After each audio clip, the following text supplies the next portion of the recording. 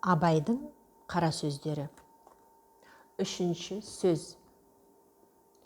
Қазақтың бірінің біріне қаскүнем болмағының, бірінің тілеуін бірі тілеместігінің, рас сөзі аз болатығының, қызметке таласқыш болатығының, өздерінің жалқау болатығының себебі неде? Хамма ғаламға белгілі данышпандар әлде қашан байқаған. Әрбір жалқау кісі қорқақ, қайратсыз тартады. Әрбір қайратсыз қорқақ мақтаншақ келеді. Әрбір мақтаншақ қорқақ ақылсыз надан келеді. Әрбір ақылсыз надан арсыз келеді. Әрбір арсыз жалқаудан сұрамсақ, өзі тойымсыз, өнерсіз, ешкімге достығы жоқ жандар шығады. Мұның бәрі төрт аяқты малды көбейтемінен басқа ойының жоқтығынан. Өзге егін, сауда, өнер, ғылым, солар секілді нәрселерге салынса, бұлай болмас еді. Әрбір мал іздеген, малым көп болса, өзімдікі де, балаларыма да малды болса екен дейді. Ол мал көбейсе, малшыларға бақтырмақ. Өздері етке, қымызға тойып, сұлуды жайлап, жүйрікті байлап отырмақ. Қыстауы тарлық қылса, арызы жеткендік, сыйы өткендік, байлық қызметінен біреудің қыстауын сатып алмақ. Ептеп алмақ, тартып алмақ.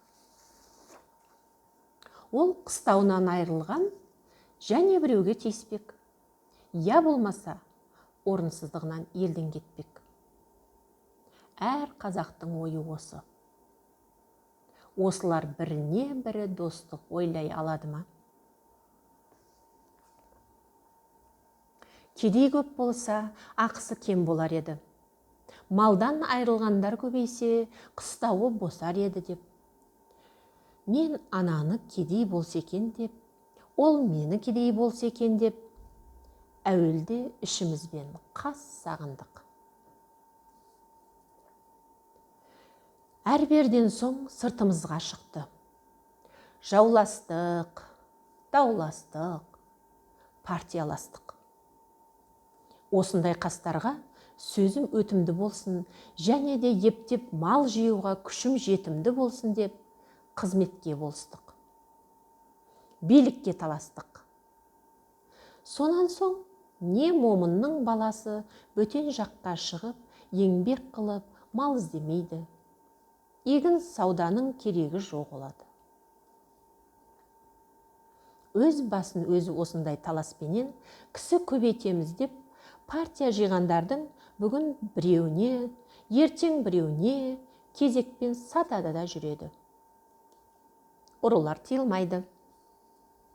Ел тыныш болса, оның ұрлығын ешкім сүйемес еді. Ел екі жар болған соң, кім ант ішіп ақтап, арамдығын жақтап, сүйеймін десе, соған жақ болып, сүйеніп, бұрынғыдан ұрлығын әлденеше есе асырады. Елдегі жақсы адамдардың бәрінің үстінен бекер, өтірік, шапты, талады деген әртүрлі уголовный іс көрсетіп, арыз береді. Оған дознание тергеу шығарады. Өтірік көрмеген көрдім деуші куәлар да әлде қашан дайындалып қойған. Бағанағы жақсы адам сайлауға жарамас үшін, ол адам басын құтқармақ үшін жамандарға жалынса, оның да адамдығының кеткені.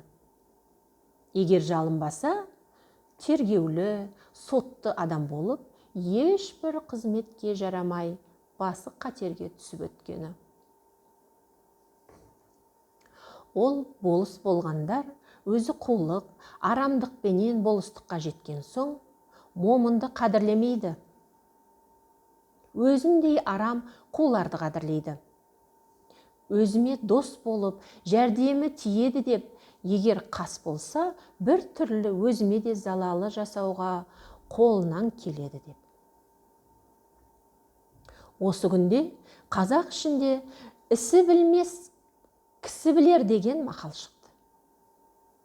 Оның мәнісі, ісінің түзулігінен жетпессің, кісінің амалшы, айлалығынан жетерсің деген сөзі.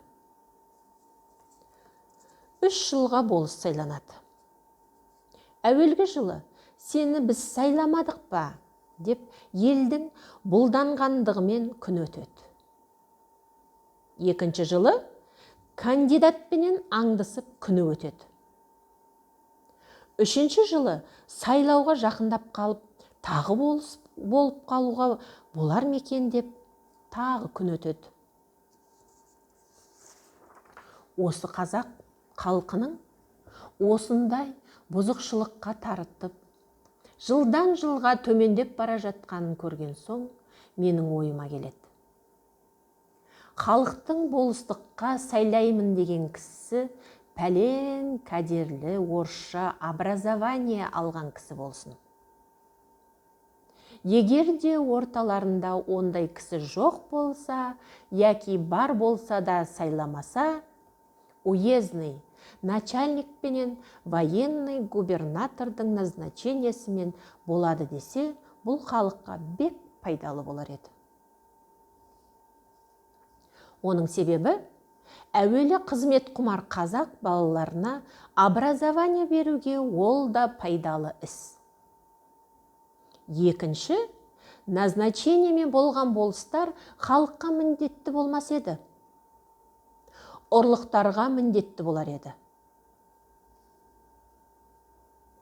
Және назначение қылғанда тергеуі, сұрауы барлығына қарамаса, өтірік арыз берушілер азаяр еді. Бәлки жоғалар еді.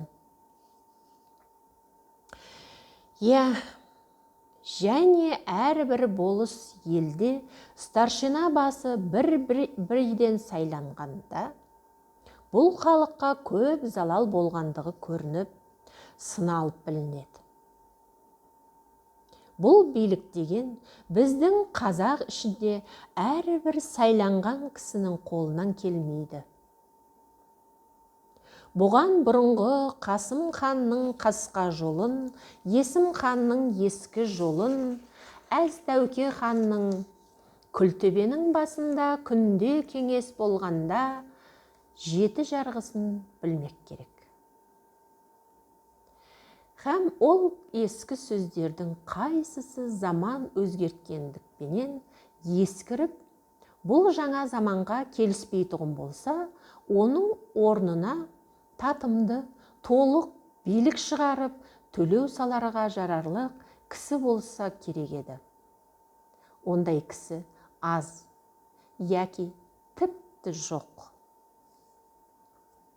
Бұрынғы қазақ жайын жақсы білген адамдар айтыпты. Би екеу болса, дау 4-теу болады деп. Оның мәнісі, тақ болмаса, жұп билер таласып, дау көбейте береді дегенменен айтылған сөз. Өйтіп би көбейткенше, әрбір болыс елден толымды, білімді, 3-ақ кісіні билікке жыл кесілмей сайланса. Олар түссе, жаманшылығы әшкере білінгендікпенен түссе, әйтпесе түспесе. Ол билерге дәугер адамдар қалмай, екеуі 2 кісіні билікке таңдап алып, үстіне біреуді посредникке сайлап алып, біте берсе. Егер оған да ынтымақтаса алмаса, бағанағы 3 бидің біреуін алып, яки жеребемен сайлап алып жүгінсе, сонда дау ұзамай бітім болар еді.